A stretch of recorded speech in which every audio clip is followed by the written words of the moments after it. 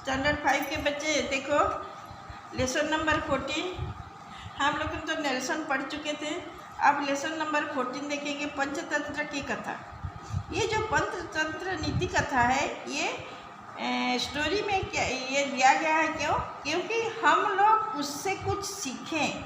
नीति कथा मतलब हमें सिखाने वाली कुछ बातें यहाँ पर दिया गया है, जो कि हमारे जीवन में भी ऐसे हो सकता है, हमको सीखना चाहिए। तो मैं देखो रीडिंग पढ़ा देती हूँ, बाद में क्वेश्चन आंसर बता दूँगी। रीडिंग देखो।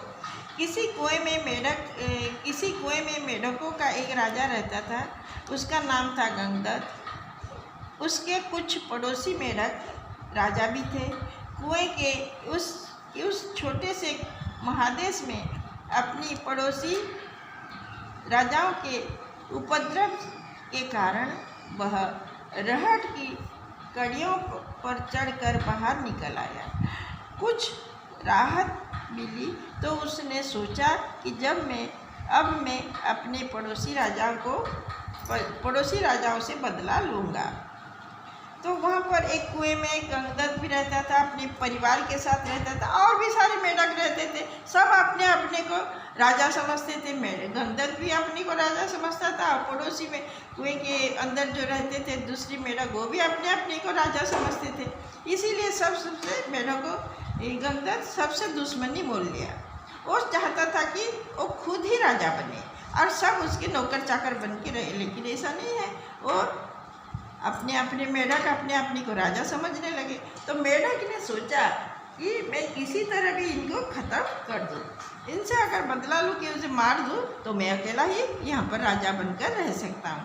इसीलिए वो सोचकर क्या कुएं की कड़ियों को पकड़कर, कड़ियों मतलब जो लोहा दिया जाता है कि निकड़ी के जैसे लगाया जाता है, उसे चढ़ कर लोग नीचे उतरते हैं, ऊपर भी उड़ते हैं। उस कड़ियों को चढ़ कर उन्होंने गंगदत्त ने कुएं के बाहर आ गया और बाहर आकर सोचने लगा कि मैं किस प्रकार इस मेढकों को मारूंगा। अपना खुद को राजा बनाने के लिए मुझे उस मेढकों को मारना होगा। तो वह इस तरह सोच ही रहा था कि उसने एक काले सांप को अपने बिल में घुसते हुए देखा।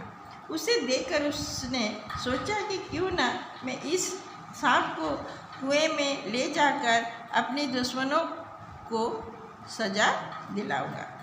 नीति तो यही कहती है कि अपने दुश्मनों के साथ किसी अधिक बलवान दुश्मनों को भिड़ाकर उसका नाश कर देना चाहिए। इससे अपना काम भी सज जाता है और दुश्मनों को मिटाने के लिए भी अधिक परेशान नहीं होना पड़ता। यह ठानकर उसने सांप के बिल के मुंह पर जाकर कहा, हे प्रियदर्शन, इधर आओ, इधर तो आओ। तो उस सांप का नाम था प्रियदर्शन। तो यह सुनकर सांप ने सोचा कि मुझे गुहार लगाने वाला यह तो प्राणी मेरे जाति का है नहीं। तो ये गुहार मतलब बुलाने वाला। तो सांप ने बिल के अंदर रहकर सोचा कि ये जो मुझे पुकार रहा है, ये जो मुझे बाहर बुला रहा है, ये तो हमारे सांप की तरह नहीं है। कोई सांप की तरह आवाज़ तो है नहीं, ये कोई दूसरा जानवर है, दूसरा प्राणी है। तो किसी दूसरे के साथ ऐसे जान पहचान नहीं है। अब मेरा तो है कि अपने सांपों के साथ मेरी जान पहचान है, लेकिन दूसरी प्राणी के साथ तो मैं किसी जानता नहीं हो, लेकिन मुझे बुलाता कौन है। तो अच्छा हो कि इस दुर्ग में के भीतर से ही मैं यह पता लगा लूँ यह कौन है। तो ये कारण बृहस्पति का कहना है कि जिसका स्वभाव तथा निवास का पता ना हो तो उसके साथ मेल जोल करने की कोशिश नहीं करनी चाहिए। कहीं ऐसा ना हो कि कोई मंत्र जानने वाला मुझे बुलाकर बंधन में डाल ले, या कोई व्यक्ति किसी दूसरे से दुश्मनी साधने के लिए मुझे बुला रहा हो। यह सोचकर वह बोला, बताए कि आप कौन हैं। गंगदत्त बोला कि मैं मेढकों का राजा गंगदत्त हूँ, तुम्हारे साथ दोस्ती करने आया हूँ। ऐसी बात सुनकर सांप बोला कि सुनकर विश्वास नहीं होता कि तिनका आग के साथ कोई मित्रता कर सकता है? कहते हैं कि जिसका वध्य है वह उसके सामने सपने में भी नहीं जाता। फिर तुमने मेरे साथ मित्रता करने के लिए कैसे आ गए? देखो, सांप ने सोचा और कहा कि कभी भी एक सूखी हुई घास या सूखी हुई पत्ते के पास आग नहीं रखना चाहिए, क्योंकि आग फैलकर वो सूखी हुई घास को जला सकता है। इसी तरह मैं जो सांप हूँ और तुम जो मेढक हो, तुम तो मेरा भोजन हो, मैं तुम्हें खाता हूँ, हर रोज खाता हूँ।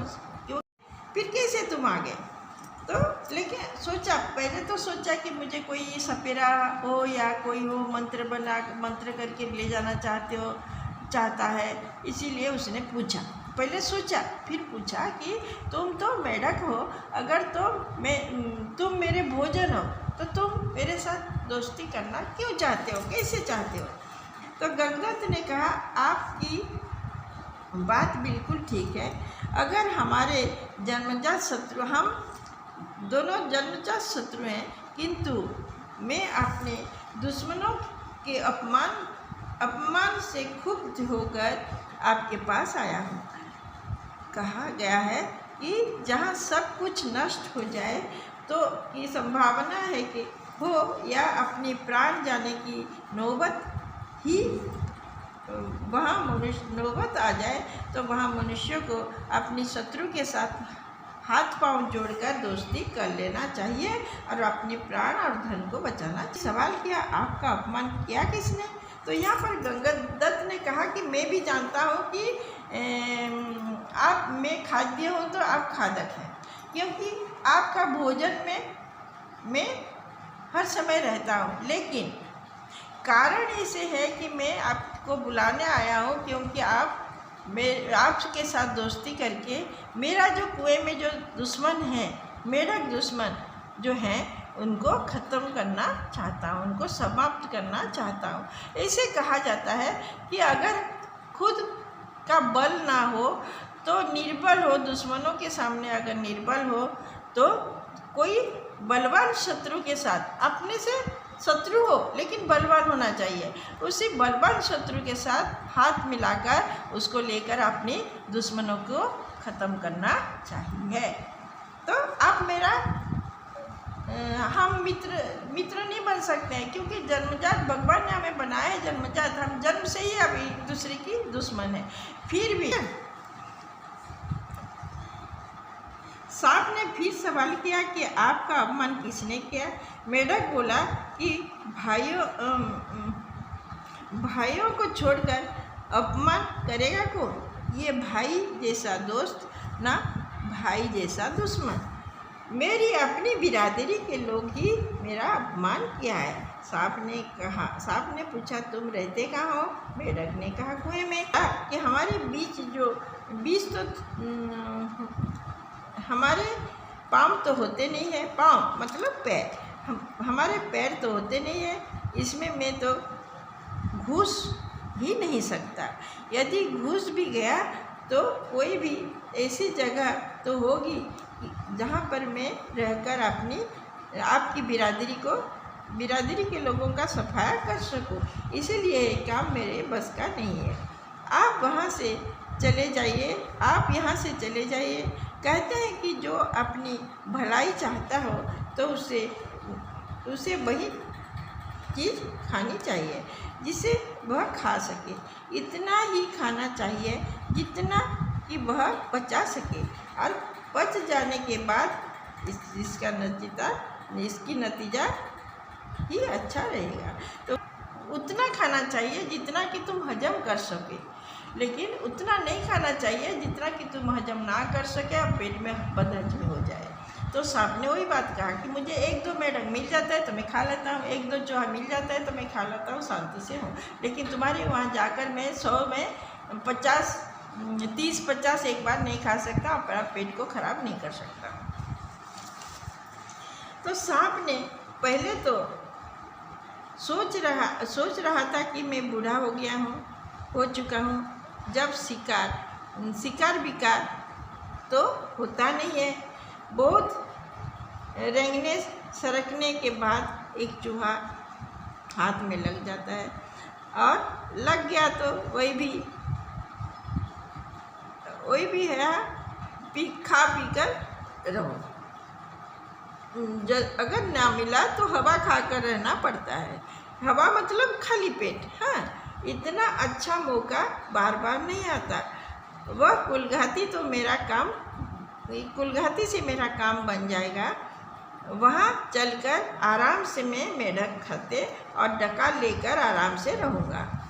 कहते हैं कि जिस आदमी को शक्ति घट गई है तो वह कोई दूसरा मदद करने वाला ना हो तो अपने रोटी पानी का कोई सामान आसान तरीका निकाल लेना चाहिए।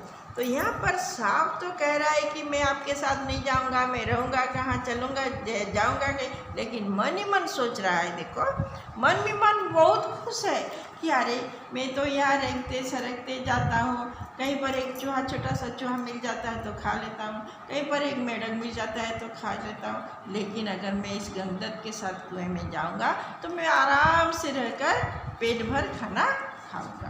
तो मैं यह सोचकर उसने कहा, गंगदत्त यदि ऐसे बात है तो तुम आगे आगे चलो, मैं तुम्हारे पीछे पीछे चलता हूँ, देर करने से क्या लाभ है।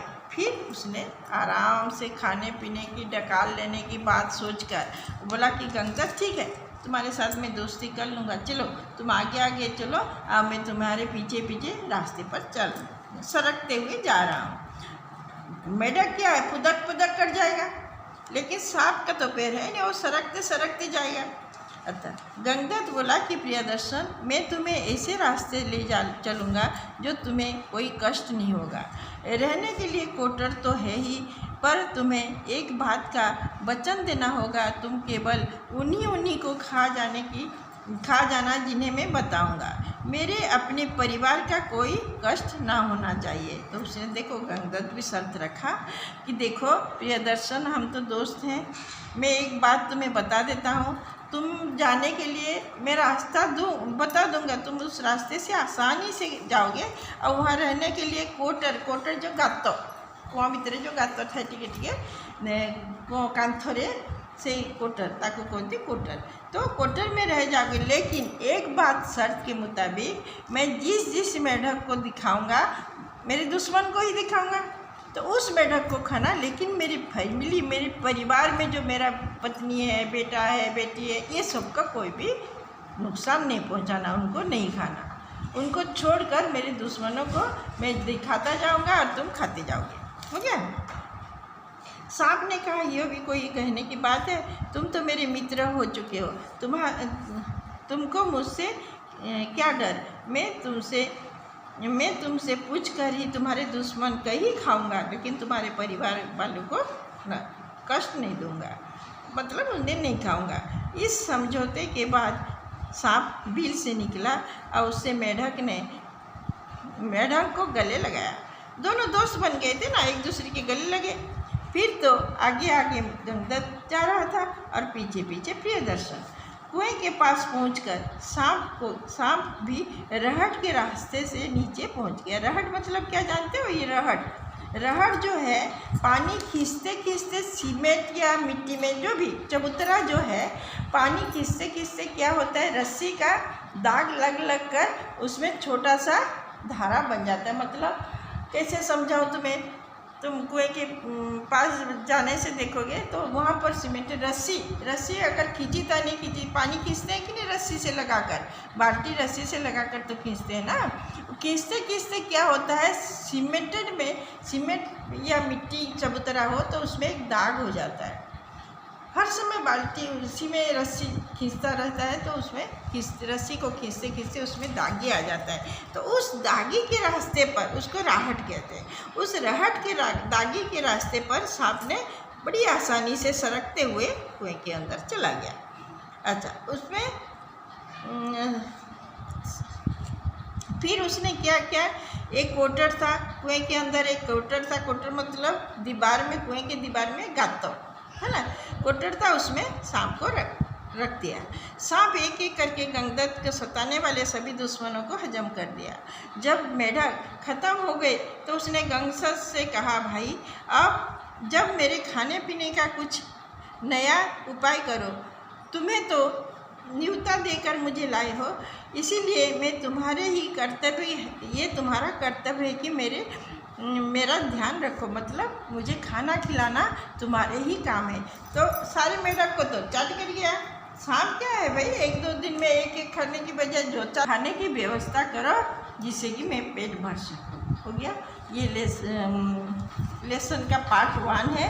अब पार्ट 2 में हम देखेंगे कि क्या कर सकते हैं हम, मेढक ने क्या किया और कुछ किया।